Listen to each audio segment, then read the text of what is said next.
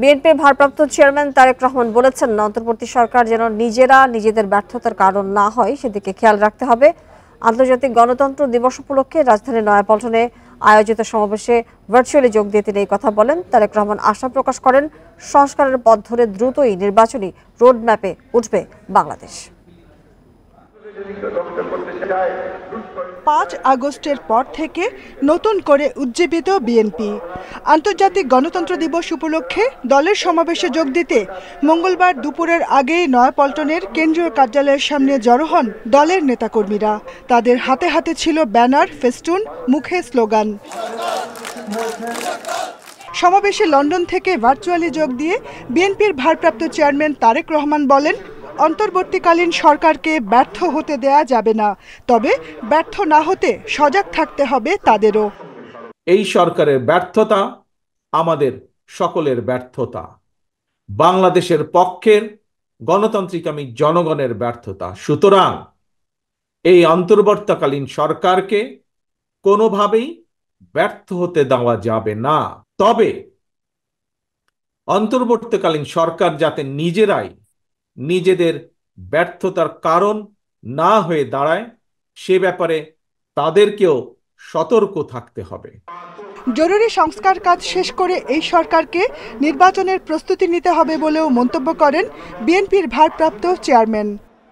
জনগণের রাজনৈতিক ক্ষমতায়নের মাধ্যমে একটি নির্বাচিত সংসদ এবং সরকার প্রতিষ্ঠায় অন্তর্বর্তীকালীন সরকারের সকল সংস্কার কার্যক্রমের প্রথম এবং প্রধান টার্গেট হওয়া জরুরি। এজন্যই আমরা মনে করি, অগ্রাধিকার ভিত্তিতে জনগণের ভোটে নির্বাচিত প্রতিনিধিদের দ্বারা জবাবদিহিমূলক সরকার এবং সংসদ প্রতিষ্ঠার লক্ষ্যকে সামনে রেখেই সংস্কার কার্যক্রম এগিয়ে নেওয়া দরকার। রাজনীতির গুণগত মান পরিবর্তন ও ভবিষ্যতের নেতৃত্বের জন্য নেতাকর্মীদের সব প্রলোভন উপেক্ষা করে প্রস্তুত হওয়ার আহ্বান জানান বিএনপির ভারপ্রাপ্ত চেয়ারম্যান তারেক রহমান। দেশে গণতন্ত্র প্রতিষ্ঠা এবং সুষ্ঠু নির্বাচনের দাবিতে বহু বছর ধরে আন্দোলন করছে বিএনপি, কিন্তু নতুন রাজনৈতিক পরিস্থিতিতে নির্বাচনের জন্য দীর্ঘ সময় ধরে অপেক্ষা করতে চায় না দলটি। বিএনপি নেতারা চান, জনগণের ভোটে নির্বাচিত রাজনৈতিক সরকারের হাতে ফিরে আসুক দেশ পরিচালনার দায়িত্ব। Jahanara Parvin, Independent News, Nayapaltan, Dhaka. এদিকে উজ্জীবিত লাখো বিএনপি নেতাকর্মীদের পদচারণায় মুখর হয়ে ওঠে সমাবেশ স্থল সহ আশপাশের এলাকা। তাদের দাবি, অবিলম্বে স্বৈরাচারের দোসরদের আইনের আওতায় আনতে হবে। সেই সাথে দ্রুত নির্বাচনের দাবিও জানান সমাবেশে যোগ দেওয়া হাজার হাজার নেতাকর্মী। গণ অভ্যুত্থানে শেখ হাসিনা সরকারের পতনের পর নয়াপল্টনে বিএনপির দ্বিতীয় সমাবেশ। আন্তর্জাতিক গণতন্ত্র দিবস উপলক্ষে আয়োজিত সমাবেশে যোগ দেন ঢাকাসহ আশপাশের জেলার লাখো নেতাকর্মী।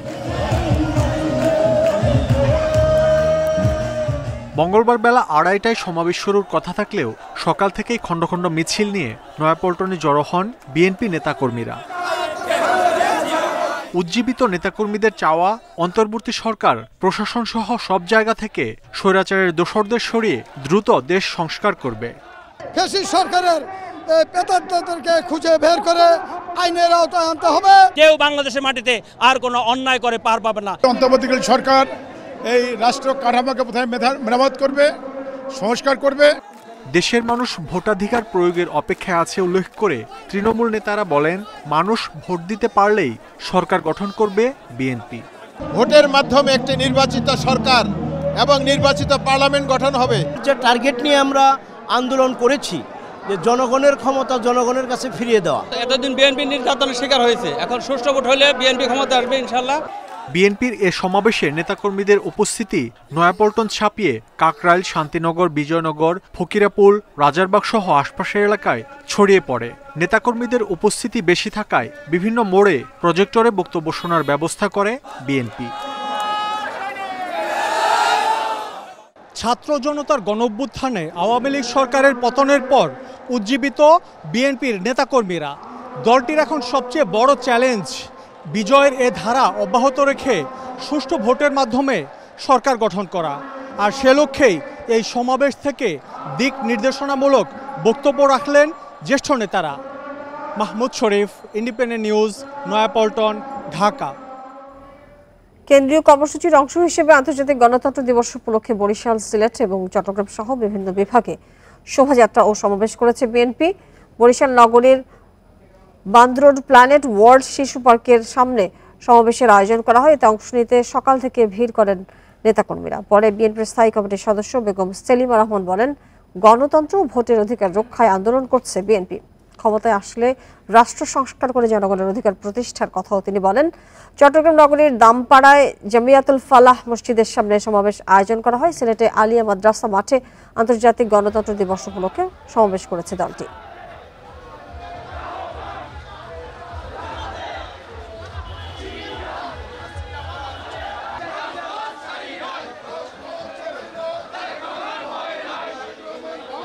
সাবেক প্রধানমন্ত্রী শেখ হাসিনার ভারতে অবস্থানের ৪৫ দিন হবে কাল, কিন্তু পাসপোর্ট ভিসা ছাড়া এরপর তিনি কিভাবে দিল্লি থাকবেন জানে না ঢাকা। পররাষ্ট্র উপদেষ্টা বলেন, এ বিষয়ে আনুষ্ঠানিকভাবে জানতে চাওয়া হয়নি, তবে তার ব্যাখ্যা সবকিছু শুধু আইন দিয়ে চলে না। বিকেলে মন্ত্রণালয়ের এক ব্রিফিংয়ে উপদেষ্টা এসব কথা জানান। ছাত্র জনতার গণ আন্দোলনের মুখে দেশ ছেড়ে ভারতে আশ্রয় নেন শেখ হাসিনা। এর কিছুদিন পরেই সব কূটনৈতিক পাসপোর্ট বাতিল করে অন্তর্বর্তী সরকার। এখন প্রশ্ন হলো, পাসপোর্ট ভিসা ছাড়া কতদিন ভারতে থাকতে পারবেন শেখ হাসিনা? ভারতের গণমাধ্যম বলছে, ভিসা ছাড়া সর্বোচ্চ ৪৫ দিন অবস্থান করতে পারবেন। সেই হিসেবে ১৮ সেপ্টেম্বর শেষ হচ্ছে সেই মেয়াদ। এরপর শেখ হাসিনার স্ট্যাটাস কি হবে? সবকিছুই শুধু আইন দিয়ে চলে না। অনেকেই তো মার্কিন যুক্তরাষ্ট্র গিয়ে ২ বছর থেকে আসছে, তাদের কি ৪৫ দিনের মধ্যে কি তাদের কাগজ সব শেষ হয়ে গেছিল? হয়নি। এখন ভারত সরকার তাকে আশ্রয় দিয়েছে, উনি ওখানে থাকছেন। আমাদেরকে এটা এইভাবেই দেখতে হবে, দিনক্ষণ না গুনে। শেখ হাসিনা এখন রাজনৈতিক নাকি শরণার্থী? কোন অবস্থানে ভারতে থাকছেন জানতে চাওয়া হয় উপদেষ্টার কাছে। আমরা অফিসিয়ালি কিছু জানি না। যেটুকু বলেছিলেন প্রথমে তাদের পররাষ্ট্রমন্ত্রী, যে উনি এসছেন, খুব তাড়াতাড়ি তাকে আশ্রয় দিতে হয়েছে। জানতে চেয়েছি তার স্ট্যাটাস সম্পর্কে। আমি কোনো অফিসিয়ালি তাদেরকে কিছু বলিনি। ব্রিফিংয়ে উপদেষ্টা আরও জানান, নিউ ইয়র্কে জাতিসংঘ অধিবেশনের সাইডলাইনে পাকিস্তান সহ বেশ কয়েকটি দেশের সরকার প্রধানের সঙ্গে বৈঠক করতে পারেন প্রধান উপদেষ্টা ডক্টর মোহাম্মদ ইউনূস। এদিকে রাজনৈতিক পট পরিবর্তনের পর ঢাকা দিল্লি সম্পর্ক নিয়ে প্রথমবার মন্তব্য করেছেন ভারতের পররাষ্ট্রমন্ত্রী এস জয়শঙ্কর। বাংলাদেশে যা হয়েছে তা তাদের নিজস্ব রাজনীতি, একান্তই অভ্যন্তরীণ বিষয়, কাজে সেই নিয়ে মন্তব্য করা অনভিপ্রেত। এটুকু বলতে পারি, আমরা সবসময় বিদ্যমান সরকারের সঙ্গে সম্পর্ক রক্ষা করে চলি। আমার বিশ্বাস, ওরা ওদের অবস্থান বুঝে নিলে এবং সম্পর্কের মাহাত্ম্য অনুধাবন করলে প্রতিবেশী সম্পর্ক অন্য উচ্চতায় পৌঁছাবে। আমরা এই সম্পর্ককে আরো এগিয়ে নিয়ে যেতে চাই। তিনি আরো বলেন, দুদেশের ব্যবসা বাণিজ্য ও গণমানুষের সম্পর্ক অনন্য উচ্চতায় নিয়ে যেতে চায় দিল্লি। Nafizullah, Independent News, Dhaka. হত্যা মামলায় ৭১-এর ঘাতক দালাল নির্মূল কমিটির সভাপতি শাহরিয়ার কবির এবং সাংবাদিক মোজাম্মেল হক বাবু ও শামুল দত্তের ৭ দিন করে রিমান্ড মঞ্জুর করেছে আদালত। এছাড়া যাত্রাবাড়ি থানার হত্যা মামলায় সাবেক রেলমন্ত্রী নুরুল ইসলাম সুজনের ৩ দিনের রিমান্ড বিকেলে স্থগিত করে আরেক হত্যা মামলায় কারাগারে পাঠানোর আদেশ দিয়েছে আদালত। শিক্ষার্থী জনতার আন্দোলনে হামলা ও গুলি করে হত্যার আলাদা মামলায় কড়া নিরাপত্তায় মঙ্গলবার সকালে আদালতে হাজির করা হয় ঘাতক দালাল নির্মূল কমিটির সভাপতি শাহরিয়ার কবির, সাংবাদিক মোজাম্মেল হক বাবু ও শ্যামল দত্তকে। পরে রমনা থানার এক হত্যা মামলায় শাহরিয়ার কবির ও মোজাম্মেল হক বাবু ১০ দিন এবং ভাসানটেক থানায় হত্যা মামলায় শ্যামল দত্তের ১০ দিনের রিমান্ড আবেদন করে পুলিশ। এ সময় আদালতে আসামিদের স্বৈরাচারের দোষর বলে অভিযোগ করেন বাদীপক্ষের আইনজীবী। সেই সরকারের প্রত্যেকটা স্বৈরাচারী কার্যক্রমের সঙ্গে জড়িত এবং সরকার শেখ হাসিনা সরকারকে স্বৈরাচারী বানানোর পিছনে এই মোজাম্মেল হক বাবু সহ সবাই জড়িত। আদালতে আসামিপক্ষের আইনজীবী অভিযোগ করে বলেন, ঘটনার সাথে সম্পৃক্ততা না থাকলেও তারা ষড়যন্ত্রের শিকার। তিনি সরেজমিনে রিপোর্ট সংগ্রহ করেন না এবং ওই দিন ঘটনাস্থলে উনি উপস্থিত ছিলেন এই ধরনের কোনো বক্তব্য এজাহার তৎপরবর্তীতে ফরওয়ার্ডিংয়ে উল্লেখ নেই এবং মামলার তদন্তকারী কর্মকর্তা এই বিষয়টা সুস্পষ্টভাবে তুলে ধরতে ব্যর্থ হয়েছেন। পরে উভয় পক্ষের শুনানি শেষে আসামি প্রত্যেকের 7 দিন করে রিমান্ড মঞ্জুর করেন আদালত। একই দিন 2018 সালে বিএনপির স্থায়ী কমিটির সদস্য মির্জা আব্বাসের উপর হামলা মামলায় রাশেদ খান মেননের 3 দিনের রিমান্ড মঞ্জুর করেন আদালত। এর আগে সোমবার সকালে 2 সাংবাদিক মোজাম্মেল বাবু ও শ্যামল দত্তকে ময়মনসিংহ থেকে আটকের পর ঢাকা মহানগর ডিবি পুলিশের কাছে হস্তান্তর করা হয়। পরে রাতে রাজধানীর বনানী থেকে গ্রেফতার করা হয় শাহরিয়ার কবিরকে। একই দিন রাতে শ্যামলী থেকে গ্রেফতার করা হয় সাবেক মন্ত্রী নুরুল ইসলাম সুজনকে। আল আমিন হক অহন, ইন্ডিপেন্ডেন্ট নিউজ, ঢাকা। এক সপ্তাহের মধ্যে জুলাই শহীদ স্মৃতি ফাউন্ডেশনের যাত্রা শুরু হবে বলে জানান উপদেষ্টা নাহিদ ইসলাম। বলেন, এরই মধ্যে ফাউন্ডেশনের জন্য 100 কোটি টাকার অনুমোদন দিয়েছেন প্রধান উপদেষ্টা ডক্টর মোহাম্মদ ইউনূস। সন্ধ্যায় রাজধানীর ফরেন সার্ভিস একাডেমিতে সংবাদ সম্মেলনে নাহিদ ইসলাম আরও জানান, জুলাই শহীদ স্মৃতি ফাউন্ডেশন 7টি উদ্যোগ নিয়েছে। এর মধ্যে রয়েছে অর্থ সংকটে থাকা পরিবারের জন্য জরুরি সহায়তা, এককালীন ও মাসিক ভাতা চালু করা। এই সপ্তাহেই তা শুরুর ঘোষণা দেন নাহিদ ইসলাম। ফাউন্ডেশনের যে কেউ অনুদান দিতে পারবেন বলে জানান তিনি। সংবাদ সম্মেলনে ছিলেন যুব ও ক্রীড়া উপদেষ্টা আসিফ মাহমুদ ও জুলাই শহীদ ফাউন্ডেশনের সম্পাদক শহীদ মুগ্ধের ভাই মীর মাহবুবুর রহমান স্নিগ্ধ। সরকারের মাননীয় প্রধান উপদেষ্টার কল্যাণ তহবিল থেকে 100 কোটি টাকার একটি ফান্ড এই জুলাই শহীদ স্মৃতি ফাউন্ডেশনে অনুদান হিসেবে দেওয়া হয়েছে। যারা ইতিমধ্যে আহত অবস্থায় আছে, যারা ক্রিটিক্যাল অবস্থায় আছে, তাদের চিকিৎসাটা খুব দ্রুত শুরু করা আমাদের জন্য খুব ইম্পর্টেন্ট। কারণ চিকিৎসা যত লেট হবে, বিলম্ব হবে, তাদের আহতর পরিমাণটা তত আরও বাড়বে। বিশ্বব্যাংক বাংলাদেশকে $2 বিলিয়ন বেশি নতুন সহায়তা প্রতিশ্রুতি দিয়েছে বলে জানিয়েছেন সংস্থার কান্ট্রি ডিরেক্টর আব্দুল্লাহ শেখ। মঙ্গলবার রাষ্ট্রীয় অতিথি ভবন যমুনায় প্রধান উপদেষ্টা অধ্যাপক ডক্টর মোহাম্মদ ইউনূসের সাথে সাক্ষাৎকালে তিনি এই কথা জানান। তিনি জানান, অন্তর্বর্তীকালীন সরকারের সংস্কার কার্যক্রমে সহায়তা করতে এই অর্থ বছরে বাংলাদেশের ঋণ প্রদানের পরিমাণ বাড়াবে বিশ্বব্যাংক। রাষ্ট্রের গুরুত্বপূর্ণ সংস্কার, বন্যা পরবর্তী পুনর্বাসন, বায়ুর গুণমান উন্নতি এবং স্বাস্থ্য খাতে এই সহায়তা দেয়া হবে। শেখ জানান, চলমান সহায়তার পাশাপাশি আরও $1 বিলিয়ন অতিরিক্ত অর্থায়ন করবে, যা চলমান কর্মসূচি বাস্তবায়ন সহজ হবে। এই সময় বাংলাদেশ থেকে দুর্নীতিবাজদের পাচারকৃত কোটি কোটি ডলার ফেরত আনতে বিশ্বব্যাংকের কাছে প্রযুক্তিগত সহায়তা চান প্রধান উপদেষ্টা অধ্যাপক ডক্টর ইউনূস। এর জবাবে এই অর্থ বাংলাদেশে ফিরিয়ে আনতে সহায়তার কথা জানান বিশ্বব্যাংকের কান্ট্রি প্রধান।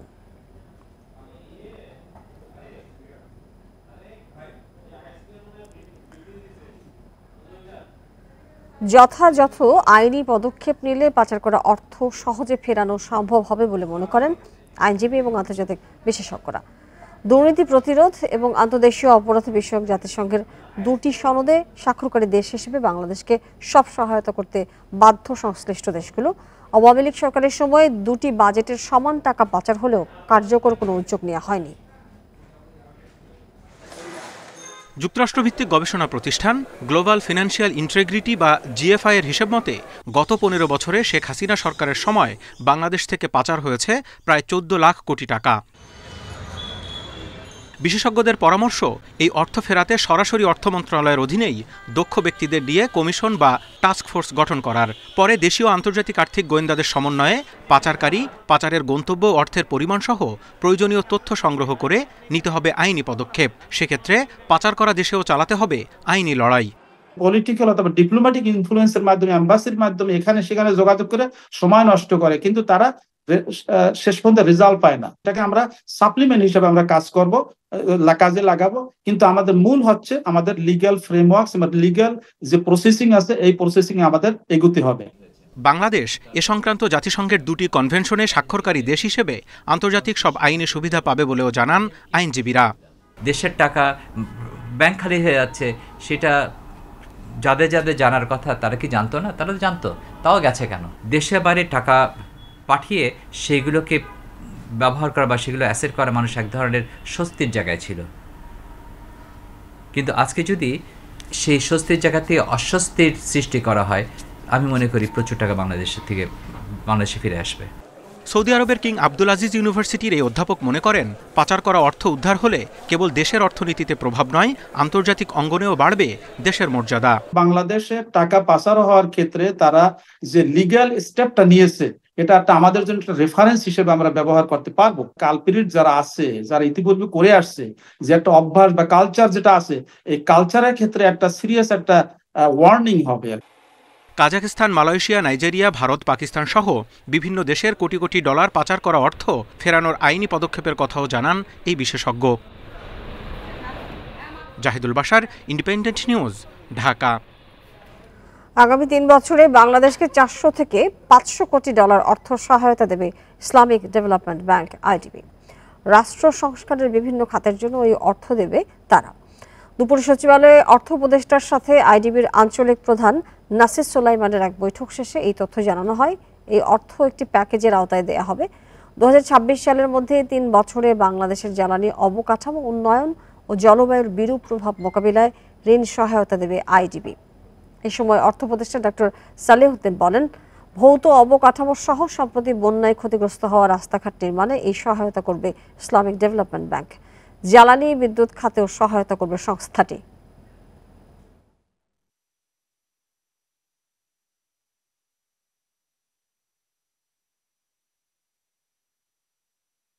বলেছি আমাদের রিফর্মগুলোর জন্য সহায়তা দরকার, আমাদের একটা বাজেট সাপোর্ট দরকার ইমিডিয়েটলি।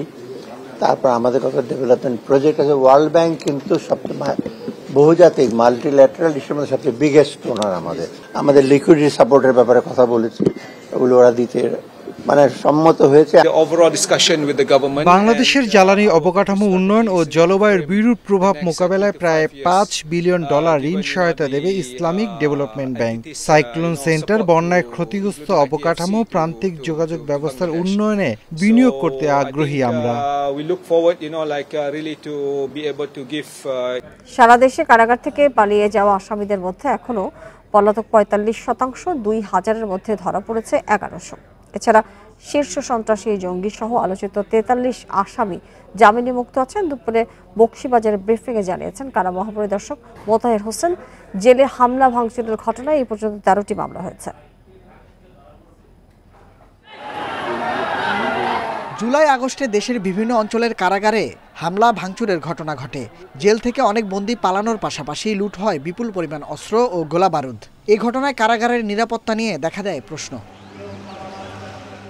সার্বিক পরিস্থিতি নিয়ে পুরান ঢাকার বকশীবাজারে কারা অধিদপ্তরের সম্মেলন কক্ষে ব্রিফিংয়ে বিস্তারিত তুলে ধরেন কারা মহাপরিদর্শক। জানান, ছাত্র জনতার আন্দোলনের সময় দেশের 5টি কারাগার থেকে 2000-এর বেশি বন্দী পালিয়ে যায়। লুট করা হয় জেলখানার 94টি অস্ত্র, যার মধ্যে উদ্ধার হয়েছে 65টি। প্রতিটা যে কারাগারগুলোতে আমাদের বিশৃঙ্খলা হয়েছিল, প্রতিটাতেই আমরা মামলা করেছি এবং মামলায় আসলে আমরা সুনির্দিষ্টভাবে কাউকে দায়ী করতে পারি না, বিকজ এটা একটা ডিফারেন্ট টাইপের সিনারিও ছিল।